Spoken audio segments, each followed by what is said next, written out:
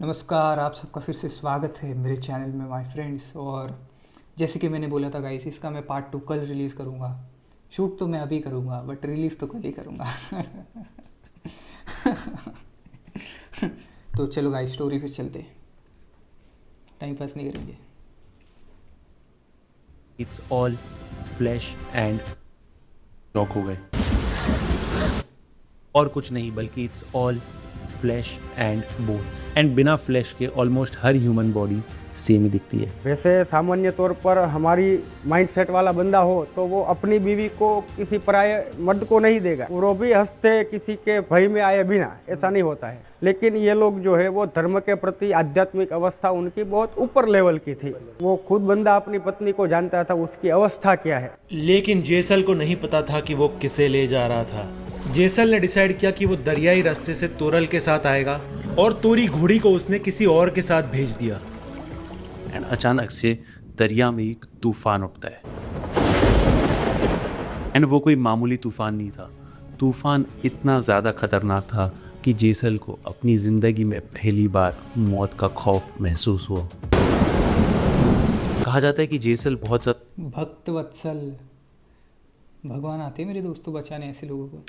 हड़बड़ा गया था। वो कोशिश कर रहा था कि कैसे इस नाव को बचाया जाए। लेकिन चाहे तूफान कितना भी स्ट्रांग हो, तोरल उतनी ही ज़्यादा शांत एंड काम थी। एंड तोरल यहाँ पर समझ गई थी कि यही मौका है जेसल को सही राह पर लाने का। तो वो बोलते हैं कि आप तो साहसिक है, शूरवीर है, तो क्यों आप मौत से डरते हो? तो जेसल जी बोलते हैं मौत का डर किसको नहीं लगता है, वो कोई भी साहसिक हो बलवान हो तो मौत से तो डरता है ने। सती तोरल ने जेसल को कहा कि वो एक ही शर्त पर ये नाव को डूबने नहीं देगी। तो तोरी ने बोला कि कुछ नहीं होगा, कुछ नहीं होगा, तेरे को क्या करना है, तेरा गुनाह कबूल कर। तो फिर उसको डर लगा, तो सती तोरल ने बोला कि आप गिरोगे नहीं, अपना जो पाप है उसको मतलब तौबा कर लो, कबूल कर लो। हाँ हाँ, सबको काट दिया था तू, तो अभी काट दरिया को। फिर वो भजन आता है ने, पाप तारो पर काश जाड़े जा, धर्म तारो संभाड़ रे, ये पूरा भजन। ए पाप तारो परकाश चढ़े जा, धर्म तारो हम भाड़ रे, तारी बेलड़ी ने डूबावा नहीं जाऊं, ए तारी नावड़ी ने डूबावा नहीं जाऊं।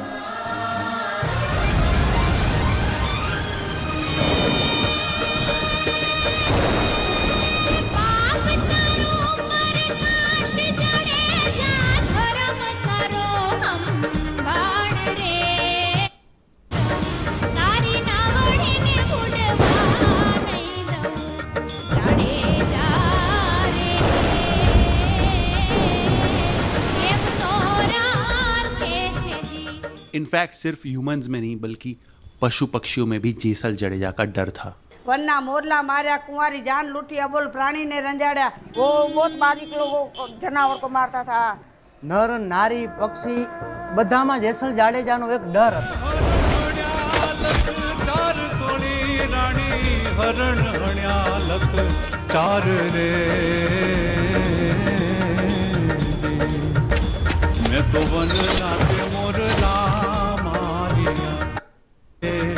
बारात जाती थी तो वो भी लूट लेता था, वो दुल्हन दुल्हन को सबको लूट लेता था।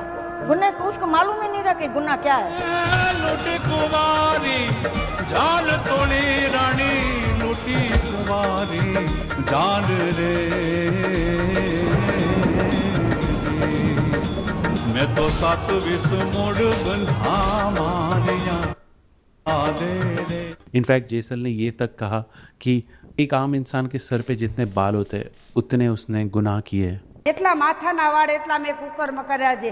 फिर उसने बोला जितना सर का बाल है उतना कर्म मैंने किया है। बहुत बहुत पाप किया है बाप, जितना माथे का बाल है इतना बाल पाप किया है। जटला मथे जा वाल तोड़ी रानी, जटला मथे जा वाल रे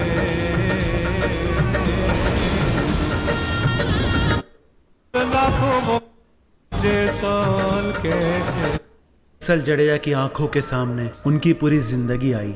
उन्होंने जितने पाप किए वो सारे आ गए।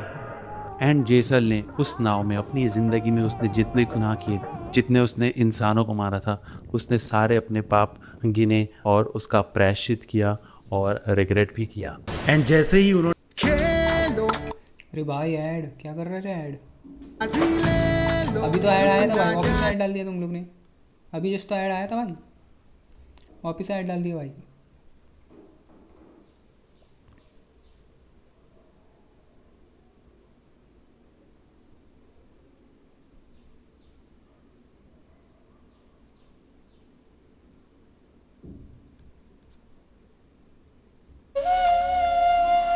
जेसल समझ गया था कि तोरल कोई साधारण स्त्री नहीं है।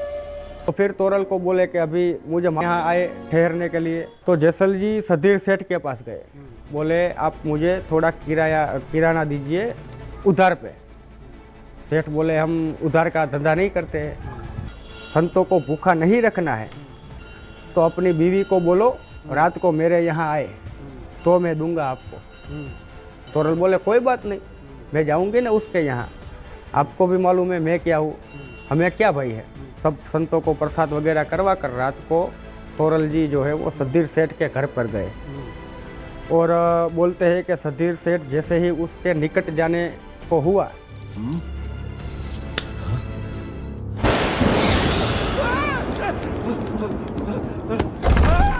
अलग अलग ऐसे उसको भय उत्पन्न होने लगा, वो उसके निकट नहीं जा रहा था।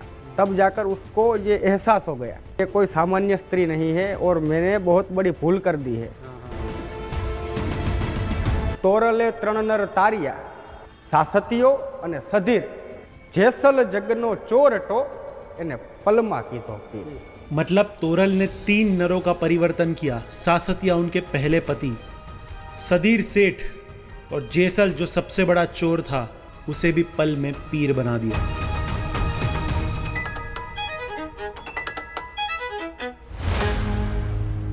लेकिन सबसे बड़ा सवाल, जेसल और तोरल ने जिंदा समाधि क्यों ली? समाज जो है वो ऐसे ही किसी को महान नहीं बना देता है, वो पहले उसको हर एंगल से नाप लेता है। तो उन लोगों ने ब्लेम किया कि ये आप लोग पाखंड मचा रहे हो, अगर ऐसा ही आप सत्यवादी और सिद्ध पुरुष हो तो यहाँ पर अजयपाल देव का मठ है, तो वहाँ पर एक प्राचीन शिव मंदिर था, वहाँ पर एक नंदी की मूर्ति थी। बंदा बोला कि आप ऐसे सिद्ध पुरुष हो तो ये नंदी है ना, इसको ये घास खिला के दे दिया। लेकिन फिर उसको हिन्न भाव हुआ जेसल जडेजा को, जीवन से उसको फिर मोह नहीं रहा, तो फिर वो जीवंत समाधि ले लिए।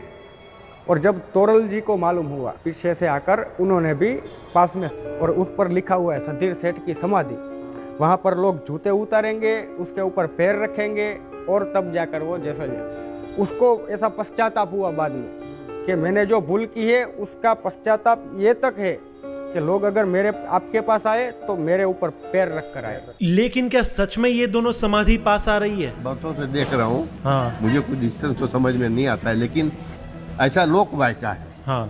10 साल कहते हैं तल बराबर, वो खिसकता है, बरोबर, खुदा जाने हकीकत।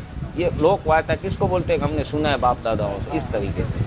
अभी ये मान्यता जो है वो अपनी श्रद्धा की बात होती है, अपने अपने धर्म के प्रति जो रुझान होता है हमारा, तो हर जगह ऐसे प्रख्यात स्थलों के साथ ऐसी मान्यताएं जुड़ती है, दंत कथाएं होती है, तो वो श्रद्धा का विषय है, वो उसको हम अलग दृष्टिकोण से देख सकते हैं। अब ये दोनों समाधि कलयुग के अंत में जुड़ेगी या उसके पहले, ये तो किसी को नहीं पता। लेकिन यहाँ के चमत्कार कम नहीं है। एक मूंगा था, उसका रात को बोल नहीं सकता था, जिंदगी में नहीं बोल सकता था।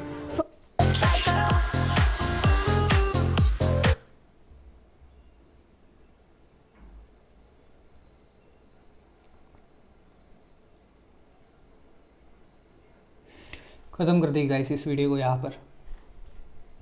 सायोनारा। ये स्टोरी गाइस आप लोग ने भी पहली बार मेरे साथ में सुनी तो आप कमेंट्स करके मुझे बता सकते हो। और मुझे क्रेज़ी स्टोरी लगा, बहुत ज़्यादा क्रेज़ी स्टोरी था।